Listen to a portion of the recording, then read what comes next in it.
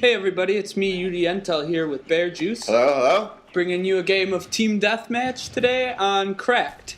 I'll be using the Olympia, obviously, with the CZ75 with extended mags, Flak Jacket, Sleight of Hand, and Marathon.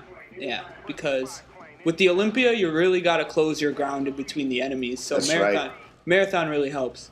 It does, and also for the Olympia, I think it has the longest range for the shotguns. So I think at max you can use it for about like 20 feet or so, and then it doesn't become accurate at all. But as far as shotguns go, it's a lot more accurate than the other two shotguns. I believe it has 2 notches of range above where the spaz leaves off. And the spaz, I'd say, is the second furthest range shotgun out of all of them. I mean, the stakeout, that thing can't shoot 5 feet away, and I don't know. I don't really use the classified shotguns very often, even though it is cool you can use them with paintball. Yeah, I don't like them at all. I think they don't have the stopping power that they should for only 4 shots that you can have for it. Yeah.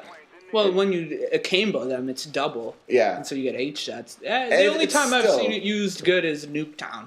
And that's just... Yeah, very close quarters, so it's a lot easier to get your kills. Now, you'll see that when we're using the shotgun here, I mean, when UDNtel is using the shotgun, he's always choosing close quarter types of engagements. He's never going out in the open to find his enemies because he just doesn't have the range to do that. Yeah, I try to take them at corners like there. You'll see me stop before a lot of corners. I don't want to see or have people see me, like poking my head out. This gun, yeah, you gotta pick and choose your battles. Yep, and then as soon as you're out in the open, you gotta run back for cover just so you can cover your tracks and not get shot out. Yes. Stating the obvious. That's what I'm here for. I stood there for a second. I like covering my guys while they're going for care packages. Care packages is like a giant bullseye for your team, and the enemy team always seems to swarm. See, those guys just bypassed the guy in the front of me. There's 2 guys on the radar going straight beelining for where that care package came down. They say there's no such thing as a selfless act. I know you just said you did it to protect the guy, but there is truly an advantage to doing that. Not only are you protecting your guy, but you're going to have a lot of enemies you can kill to just increase your KDR. Well, if you're doing the killing, of course. Yeah. Yeah, otherwise you're just a dummy. Yeah. Just hanging out. See, this is one of my go-to rooms when I'm on this side of the map, is to go up in that yellow room. But, why's that? It just gives you a good field of range on the forward to the left side, 90 degrees from, that position, to the left. You can see pretty much everything there, but it's worthless with this gun. That's why I decided I turned back out and ran away, essentially. And up ahead here, you'll see that guy. That's why I cut to the side of the room, and if you watch the radar, my teammates cleaned it up. That's how I knew when to jump out.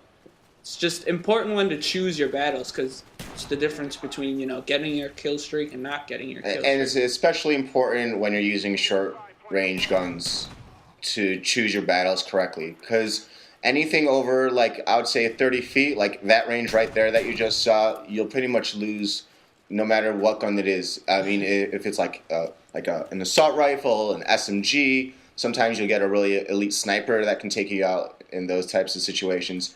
But you really, really want to focus on, closing in on people. Yeah, use your perk Marathon to your full advantage. I know you like using lightweight with the shotguns, and that's extremely understandable because you get to move faster. Yeah, and you get to dictate the action. I feel a lot better. But Flak Jacket is just, it's great because you can run through claymores. You don't have to worry about noob tubing. You don't have to worry about RCXD. So you're taking a lot of stuff out of the equation when you switch to something like Flak Jacket. And because since you are using a close quarters combat, you usually have to run through the no man's land essentially to get up there. So I like the tank endurance over the speed, even though I understand where speed would be a huge factor. Yeah, I kind of actually like Hacker too if you're not actually using Flak Jacket in those types of situations.